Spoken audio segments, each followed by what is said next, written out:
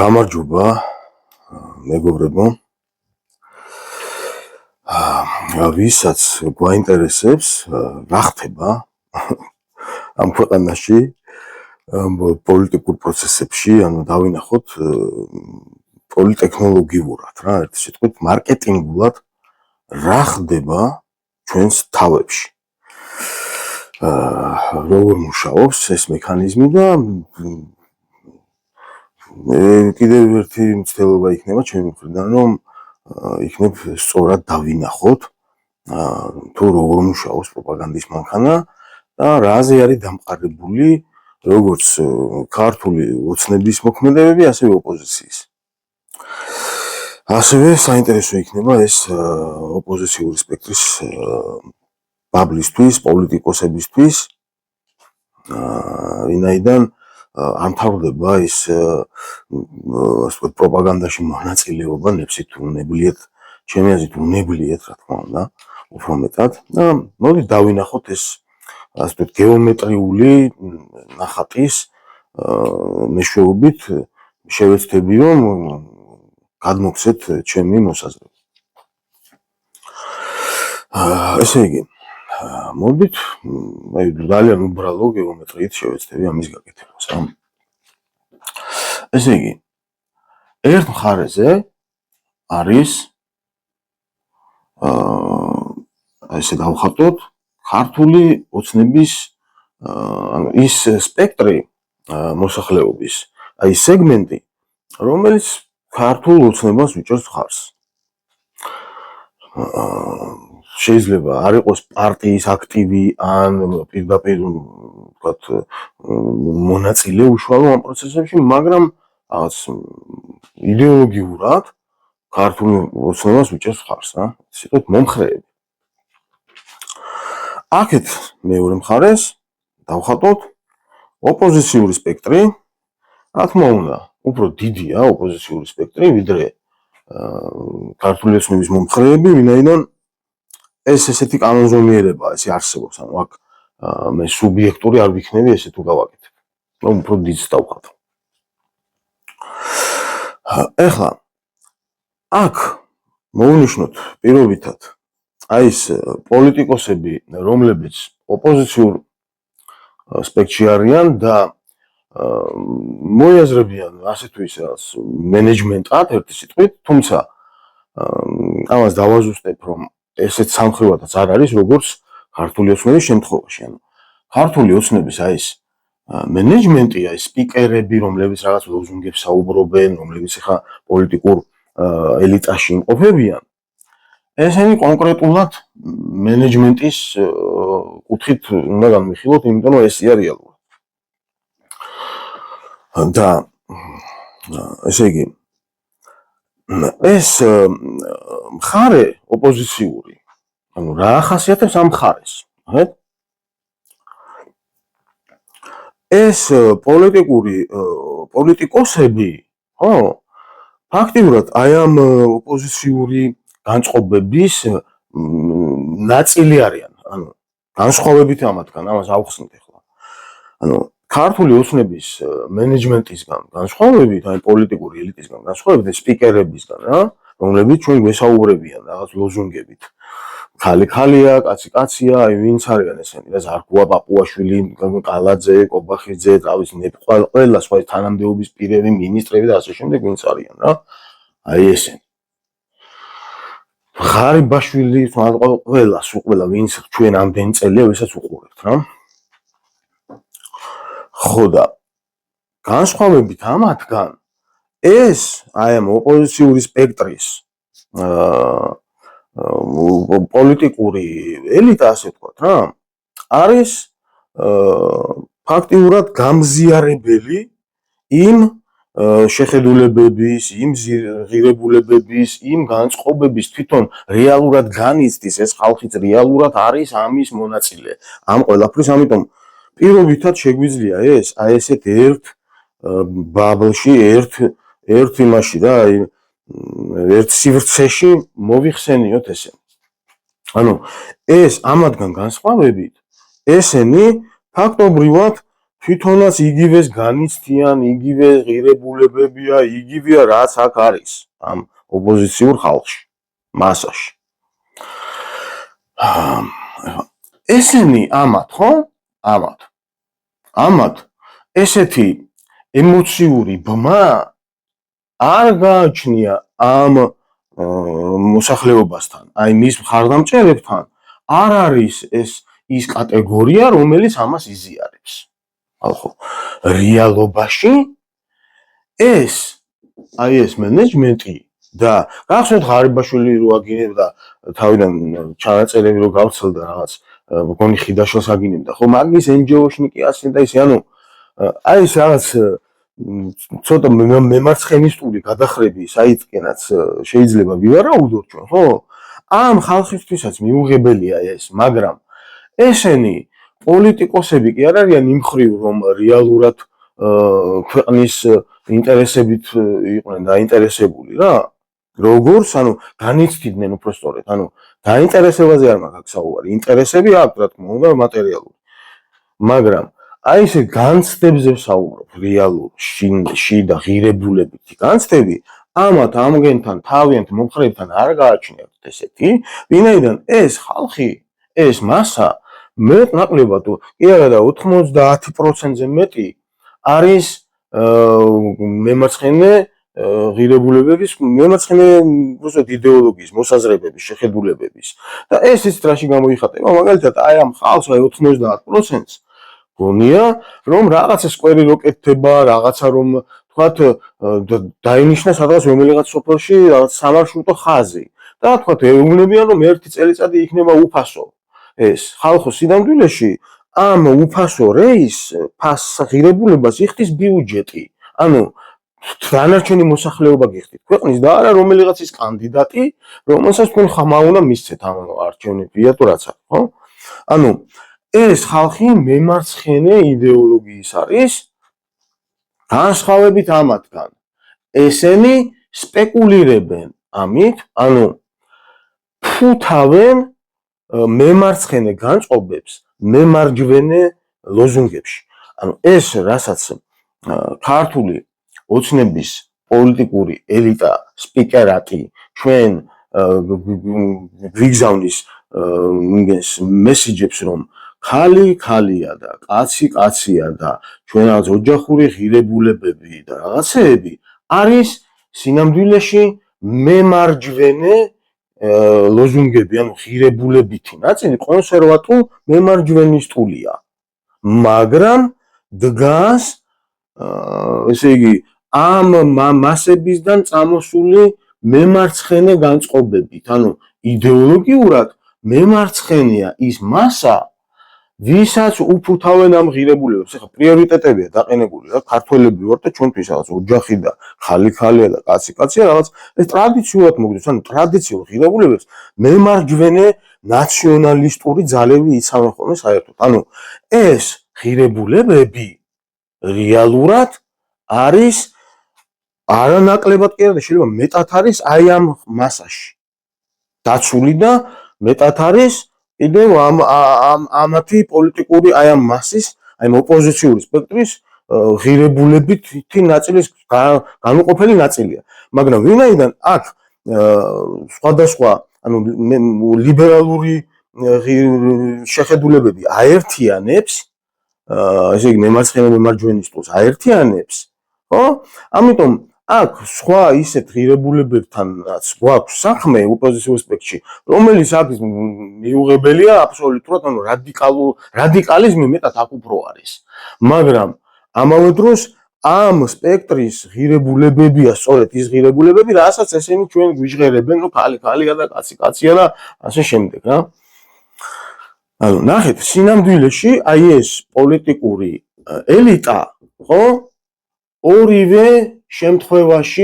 ორივე შემთხვევაში არის მემარჯვენისტულია თავისი იმით მე არ ვამბობ საქციელებით ხალხო მე არ ვამბობ საქციელებით და ქმედებებით იმიტომ რომ ესენი გასცნენ საერთოდ პოლიტიკას საერთოდ გასცნენ შეპეს საქართველოს გადააქციეს და კი უყურებთ ხო ამაზე არ მოგსაუბრებ მე ვამბობ რაში ფუთავს ეს ხალხი რა როგორ იყენებს აი ამათ საწინააღმდეგოდ ოპოზიციონერებო თქვენს საწინააღმდეგოდ როგორ იყენებენ ესენი ამ ყველაფერს, ნახეთ?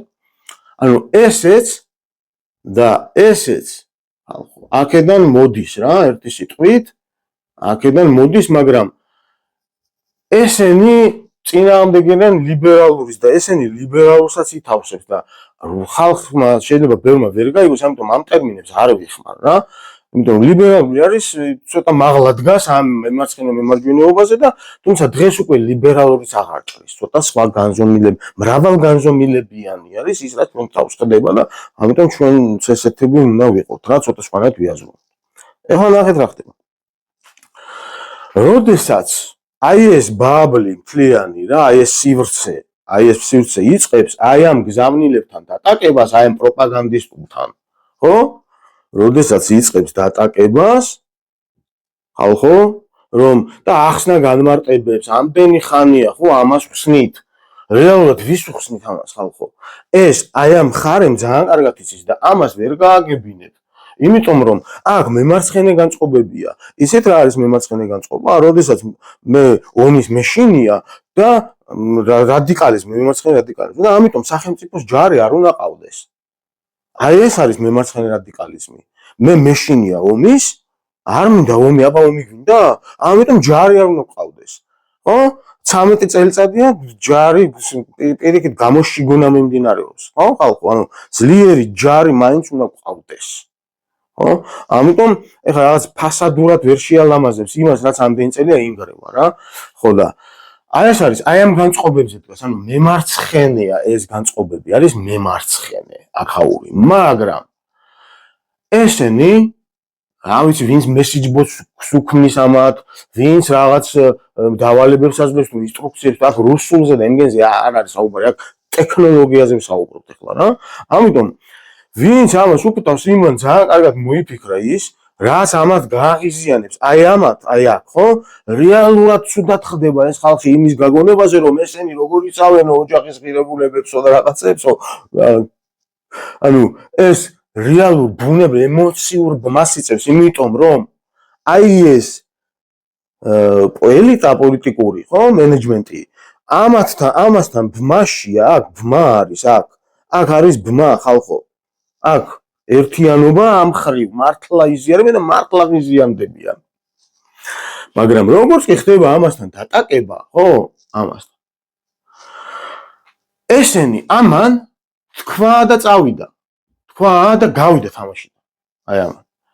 მაგალითად თქვა ყობახიძემ რომ მე ვარ გარანტი რომ ვერავინ ვერ მივა, კაცი ვერ მივა იუსტიციაში და ვერ გადაკეთდება ქალაქო და წავიდა ვაფშე. იმის მე რამდენი ხან დღემდე კიდე ამაზე მიდის ხოლმე რაღაც კომენტარები და რაღაცები რა. ანუ ეს როგორც კი ამისკენ მიდის დატაკება, ხო? ჰეიტი ეს გავიდა თამაშიდან, ანუ ამას თქვენ ვერ წვდებით, ხალხო, ოპოზიციონერებო.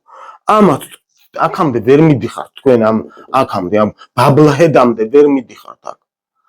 და ჰეიტი სიძულვილი მოდის აქედან თქვენთან. აი აქ მოდის სიძულვილი. აი აქედან მოდის სიძულვილი აი ამაზე და აქ თქვენ ვერ მიდიხართ. ამიტომ არა აქვს აზრი იმგენის ახსნა განმარტებას, რომ ხალხია კი არა და შენი დედა და რაღაცა და ჰეიტი მოდის აქედან. ხალხო. პირიქით ეს ლოზუნგები აქაური უფროა. ანუ დებიტანი აქაური კიდე საერთოა, მაგრამ გაყოფილია. დაყავით და იბატონე. პრინციპით მუშაობს ეს მექანიზმი. დებით? ანუ რეალურად აი ეს ხალხი აი აქ ვინც არის, ხო? თქვენს და მის მომხრეებს შორის წინააღმდეგობას მართავს. ოპოზიციას და დანარჩენ ხალხს შორის წინააღმდეგობას და დაპირისპირებას მართავენ ესენი. აი ამით რასაც ახლა ვხსნი. ანუ მემარჯვენე კონსერვატორ ლოზუნგებში რომ ქალია და კაცია. ეს ისედაც აქაური ღირებულებებია, ეს ჩვენი, ეს ყველა ნორმალური ადამიანის ღირებულებებია, ვინც ესე აზროვნებს, ხო? ამათი კი არ არის მარტო ეს ხალხო, რომ ქალია და კაცია.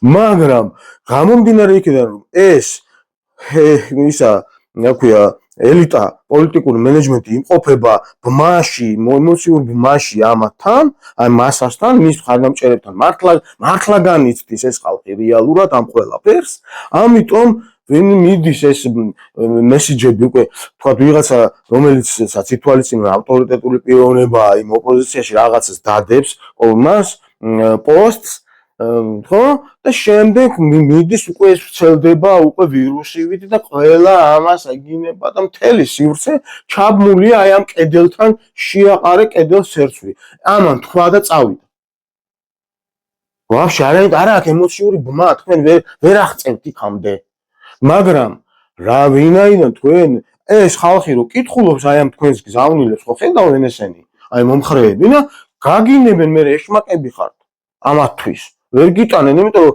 რა ოჯახის წინააღმდეგი ხარ აბა ხალი არ არის და კაცი არ არის და აქედან მოდის ჰეიტი და აი ამ ესე იგი აი ამ ანუ ნახეთ ეს არის პირობითად აი მემარცხენე აი ეს სივრცე განწყობები რომელიც იფუთება მემარჯვენე ანუ სპეკულაცია ესენი სპეკულანტობენ ჩვეულებრივად სპეკულირებენ და რეალურად არ არიან თვითონ მემარცხენეები ანუ ვიზეც დგანან არ არიან თვითონ ისეთი მენტალიტეტით ისეთი ტიპები არ არიან უბრალოდ ამას იყენებენ სპეკულირებენ იმისთვის რომ თქვენს და აი ამ თავის მომხრეებს შორის დააპირისპირება შექმნა ეს მოდის გზავნილი თქვენ ებმებით გზავნილის ომში აი ამ პროპაგანდისტულ განხილვებში რომ თურმე იტყუებიან ესენი რომ არავინ არ გთხოვს ჩვენ მის დაკანონებას ჰომოსექსუალიზმის დაკანონებას რა თქმა უნდა არავინ არ გვაძალებს მაგას როგორ შეიძლება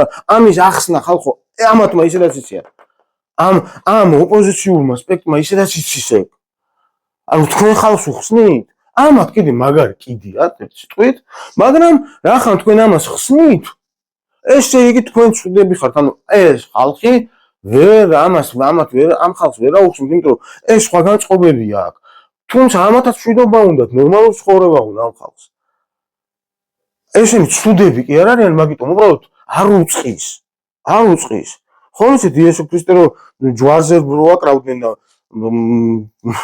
მამა ღმერთს ეხვეწებოდა რომ ნუ დასჯიო ამათ არ უწყიანო ესენიო რა დაახლოებით აი იგივე მიდგომა არის რომ არ უწყის ეს ხალხი ამათმა არიციან რომ მისია ბიუჯეტი და სკვერს რო ვიღაცა აკეთებს ან რაღაცას აშენებს ან გზას გააკეთებს ეს მისი პულით კეთდება და ეს ვალდებულია რომ გააკეთოს აი ეს მისი ბაბლჰედი აი ეს სპეკულანტები არიან ვალდებულები რომ გააკეთონ ეს ამის დამადლება არ უნდა ხდებოდეს, მაგრამ ეს ხალხი ესეთ სიტუაციაში რომ პრიორიტეტულად დაუყენეს თუ არა და ომი მოხდება, თუ არა და ის მოხდება და თქვენ რომ ამას ეტაკებით, თქვენში ეს ხალხი ვეღარ ხედავს საიმედო იმას, რომ თქვენ ეს ეგ მართალები ყოფილან ამართლებენ იმათ. იმიტომ რომ თქვენ ამდენი ხანია იმას ხსნით, ანუ ამ ლოზუნგებს ეწინააღმდეგეთ, თქვენ თავს ეწინააღმდეგებით ფაქტიურად, იმიტომ რომ ეს თქვენივე ეს ოპოზიციის ლოზუნგი ეს მემარჯვენე სიტუაცია უფრო მეტად. თუმცა ითავსებს იმ მემარცხენეობასაც, მაგრამ ცოტა განვითარებულია აქაური მემარცხენეობა მიცის, რომ ბიუჯეტი მისია რა. თუმცა ნუ რაღაც სოლიდარობა და რაღაც სოციალური თანასწორობა და რაღაცები აქაც არის ხალხო. ანუ ეს პირობითად ავიღოთ რომ აი როგორც კი იწყება აქ წინააღმდეგობა, ხო? იქვე აქედან ჰეიტი ირთვება. აი ეს ბრძენი კაცი საერთოდ თამაშგარე მდგომარეობაში იმყოფება და აი ეს ქართული ოცნების ბავშვები, ანუ ეს პოლიტიკური ელიტა სპიკერატი, რომელიც იტყვის და გადის თამაშიდან და ემოციურ ბმაში ვერ ახვედრებთ ამ ხალხს. აი ამ თქვენს და აი ამ ხალხს, აი ამას შორის დაპირისპირებას მართავენ. უბრალოდ.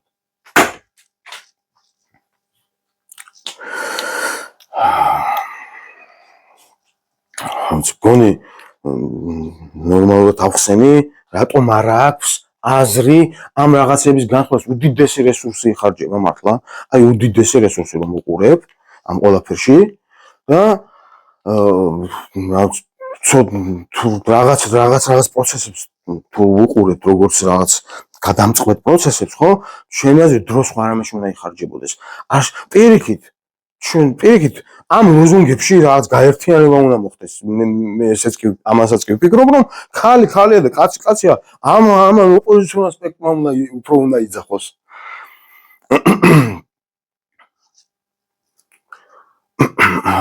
ამ ლოზუნგებთან დაპირისპირება არ არის, პირიქით იწვება ენერგია ეხარჯება რამდენი ხანი ამას ვიცახი და აი რაღაც ხა ესეთი ფორმით დავაპირე რომ ამიხსნა ეს ყველაფერი რა. სამომავლო გეგმებზე საუბარი ჯობია, დემოკრატიის ფორმებზე ჯობია საუბარი, არჩევნები, ბერკეტი ხალხს რა ბერკეტი ექნება, რომ იმოქმედოს. აი ხა კიდე იგივე გრძელდება დაახლოებით, რომ აი მე ვიღებ ჩემ თავზე პასუხისმგებლობას, რომ მე დედას ვუტირებ ყველას, ვინც გადაგვაგდებს ჩვენ. გასაგებია ეს განწყობა, ხა დიდ პატივს ესეთ ხალხს, ვინც ესეთ პასუხისმგებლობას იღებს. ლომები ხართ ძმაო, მაგრამ ერთ ადამიანზე დაყრდნობილი რაღაც მთელი მოძრაობა, ესეც მემარცხენისტულია. ესეც მემარცხენისტულია. საბოლოო ჯამში რა. რომ რა თქვა და რაღაც მოუვიდეს იმ ადამიანს, მე ვინყავ ააოქნათ, დავიშალოთ. ამიტომ მექანიზმებია საჭირო, მექანიზმები უნდა შემუშავდეს, ისეთი, რომ ადამიანები იმ რაციონალურობას, იმ პრაგმატულობას წამოყვნენ. მე ბერკეტი მინდა მქონდეს, როგორ ვიმოქმედებ თუ პიროვნება ვიღაცა მიღალატებს მე და ან მის თავს უღალატებს, შეიძლება ღმერთმა ყველა კარგად მოყოლოს, შეიძლება ეგერ მოკლეს ეგერ ჩარლი კეთილი. ამიტომ ჯობს რომ აი პრაგმატულ კონკრეტულ იმაზე ვისაუბროთ, მექანიზმებზე თუ როგორ მოხდება ეს ყველაფერი. თორე გასაგებია რომ გულით და სულით გვინდა. გასაგებია ეს. მაგრამ ამას უნდა პრაგმატული, რაციონალური მექანიზმები უმაგრებდეს ზუგს უკან, რომ მე ხალხმა თქვას, რომ იცი რა, შენ თუ ავად გახდი, ჯამთელად გამყოფოთ ხომ თქვას, მე აგერ მაინც მაქვს ეს რაღაცა საბუთი, რაც ჩვენ ერთიანები ვართ, ხო? ხო და ასევე მინდა კიდე იმ ხალხზე ვისაუბრო, რომ ანუ აღარ არის ხალხო, აღარ არის მართლა რაღაც პირფერობის და იმის დრო. აღარ ხდება, ხო? მივედით აქამდე, ხო? ამიტომ მე პირადად მაგალითად აი პირდაპირ აღნიშნავ, აი როგორ იცით თქვა, აი ზაზა შათერიშვილით დავიწყებ რა, ზაზა შათერიშვილით. ეხლა ჩარლი კრიგს რა მოუვიდა და როგორ მოუვიდა, რა მოხდა, გონი ნორმალური ადამიანი უნდა მიხვდეს, ხო? თქვენი აზრით, აი ვინც არ უნდა იყოთ, ვინც არ უნდა უყურებდეთ ამას. ჩარლი კირკისნაირი ადამიანი შეიძლება როდისმე რაც დღეს საქართველოში ხდება ის გაემართლევინა? აი უბრალოდ დავანებოთ თავი ამ რაღაც იდეოლოგიას. შევეშვათ ამას ხალხო. ერთი წუთი რა და დაფიქრდით ჩარლი კირკისნაირი ადამიანი თუ შეიძლება რომ იმ რაღაცების მომხრე იყოს ამდენი ფულების და ამდენი რაღაც კორუფციის და იმის ხო, ანუ კორუფციის საკითხსაც მაგალითად კორუფციის საკითხს მე ახლა უყურებ ესენი კორუფციას ებძვიან ორ ყურდღელს იჭერენ ერთის მხრივ ესე იგი ფულებს იბრუნებენ ოფშიაქში მაგრამ არა ბიუჯეტში და მეორეს მხრივ თქვენ რომ უპირისპირდებით ამას ხო ამ კორუფციას ვებძვიან ეს ხალხი ისეთ რაც იძახის ეს ხალხი იძახის ოცნების ხარდამჭერები რომ ბიჭო კორუფციას მე რაღაცო ადრე იყო ეხლა სხვა მთავრობაა და ეხლა ხო დაუპირისპირდნენ რა იმათ ხო იჭერენო იმ კორუმპირებულებს და ესეც არ მოწონთო მაინც ჰეიტი მოდის ესეც კი რომ ამათ დაპირისპირების განხილვაც კი თქვენთვის ჰეიტერულია იმიტომ რომ მანქანა მუშაობს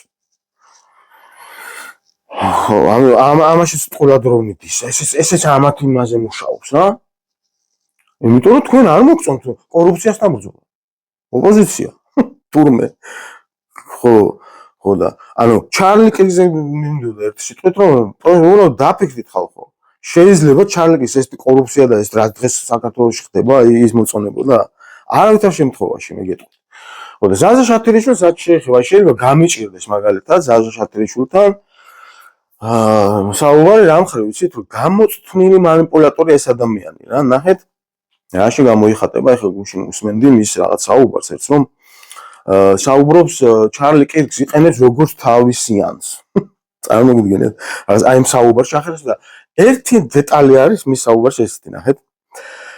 თვითონ ეს გვარი ჩარლი კერკია, ანუ ნახეთ ჩვენს ქართულ იმაში ფონეტიკაში არ არის ეგეთი ასო, მაგალითად როგორც რუსულში არის ე და ორი წერტილი აქვს თავზე და იოთი გამოითქმება რა.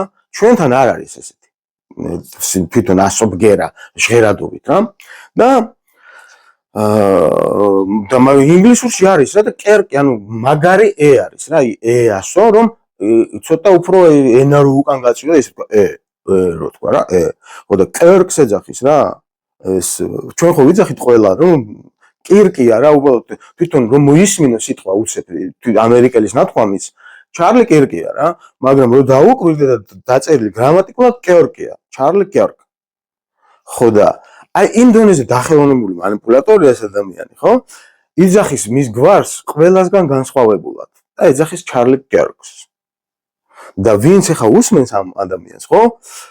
ეს მარტო ეს გამოთქმა ჩარლი კერკი იწვევს უკვე ნდობას, რომ ეს ადამიანი ერთადერთი ამის სწორად წარმოთქმავს ჩარლი კერკის გვარს, ამიტომ დანარჩენი რასაც საუბრობს ყველაფერი სიმართლეა. აი ამ დონის манипуляტორია, დანარჩენზე აღარ ვისაუბრებ, ხა ბევრმა ვიცით ალბათ ზაზა შათერიშვილის ბატონი ზაზა შათერიშვილის სულისკვეთებები, ხო? კეთილი სურვილებით აგებს ჯოჯოხეთისკენ მიმავალ გზას პირდაპირ მნიშვნელობით, ხო?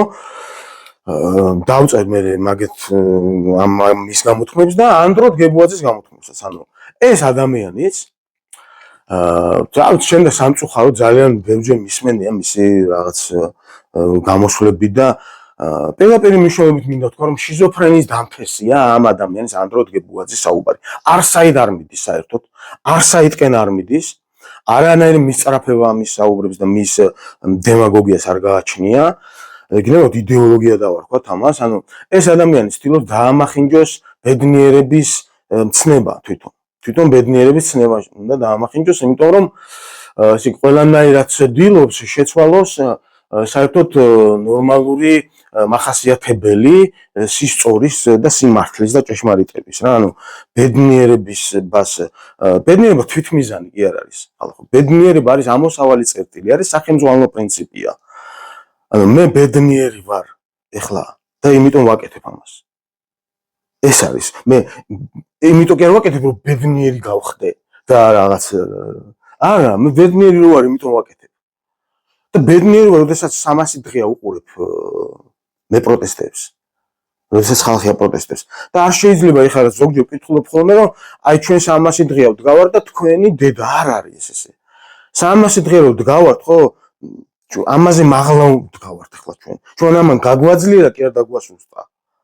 ეს სხვანა ბედნიერება ამოსავალი წერტილია. ეს ჭუჭულყანაა, საიდანაც უნდა ვიყურებოდეთ. იქ ბედნიერებას კი უნდა ვეძებდეთ. ეს არის ბედნიერება. ბედნიერება დაზუსტებაში, ზუსტად როდესაც იცი რა გინდა და სად მიდიხარ. ეს არის ბედნიერება.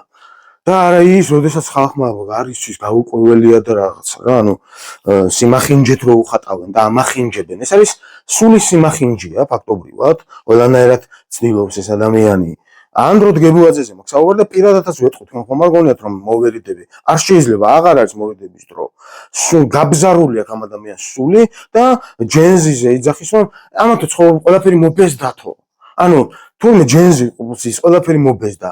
ხალხმა რომელმაც ამ ცხოვრების სიყვარული გვასწავლა მართლა რა, ჩვენ თაობას განსაკუთრებით. მე ორი ჯენზის შვილი მყავს და მე მაგათ შემყური შრომელი ხალხი, რომელიც არც მას მიმტანობას, არც კურიერობას არ თაკილობს და მუშაობ ხეყო ნებისმიერ ხელმისაწვდომ სამსახურზე თანახმა და გააკეთილშობილეს ბევრი რამე საქართველოს ღირებულებებში და ღირებულებების უბრალოდ ჯენზისთვის, აი მას ჯენზი მომაყირავა მასლოუს პირამიდა. თუ მაგალითად ჩვენი თაობებისთვის და მანამდელი თაობებისთვის რაღაც სხვა საბაზისო მოთხოვნილებებია საჭირო რომ მივიდეთ თვითრეალიზაციამდე, ჯენზისთვის მაქედან იწყება. ჯენზისთვის ღირებულებით იერარქიაში ზემოდან პირიქით იწყება. თუ მე არ მაქვს ჩემი პიროვნება თუ არ არის ღირებული და ღირსეულად თუ არ ვზუქნე თავს. არაფერი არ მინდა მაშინ არც სახლი, არც ყარი, არაფერი. ეს არის ჯენზი. ამაზე მაგარი რა არის. ჩვენ ჯენზისნაირი ხალხი საქართველოს არ ყავს. და ეს ადამიანი იძახის რომ მობეზდაო ამ ხალხს ყველაფერი, არაფერი აღარ აინტერესებთ, მე ლექტორიკატთან თავის თავს როგორ აბანძებს ვერ წარმოუდგენია. ლექტორიკაცი ვარო და მე მაინც ვიციო, ანუ ეთყობა ვეღარ ვისმენენ იქ მისი სტუდენტები. ხო და არ შეიძლება ბატონო ვანდრო ესეთი გამრუდება, ეს არის გამრუდება, ეს არის შიზოფრენიის დამთესი საუბარი. არ შეიძლება ასე თქვენ აკეთებ და რა ვიცი, გონს თუ მოიგებით და თქვენ განათლებული ჭკვიანი ადამიანი ხართ, რა თქმა უნდა, ზაჟაშათრისთვის არ გაგდრით, მაგრამ არც ბევრი გიკლიათ რა, სადღაც იქახართ იმ შეთქმულების თეურგიაში. მიმხედრი მიხვდება, ანუ სიმართლის გარკვევის დრო მოდის, ხალხო, ხალხმა უნდა დაინახოს და ჯენზი ის თაობა, რომელიც ყველაზე მკაფიოდ ხედავს დღეს ამ იქითაც არიან, რა თქმა უნდა, იქითაც არიან ის თაობები, მაგრამ გაუმრუდეს, გატეხეს, რაღაცა მოუვიდა იმ ხალხს.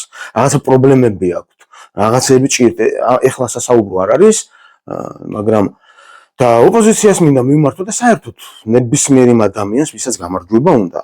მე ერთ ამას გირჩევდით, რომ ხედავ კონკურენტებს როგორ რაღაც არაფერთ არ აგდებენ და როგორ აბათილებენ, ცდილობენ გააბათილონ და იმიტომაც აგებს ხალხი. პირიქით, ვისაც კონკურენტის თვალით უყურებთ, ხო? ის ხალხი დაიყენეთ გვერდით და ერთად გავიმარჯვებთ. ან ერთად არის გამარჯვება და ან არ არის. ან არის მარცხი. ან ერთად. მადლობა ყურადღებისთვის.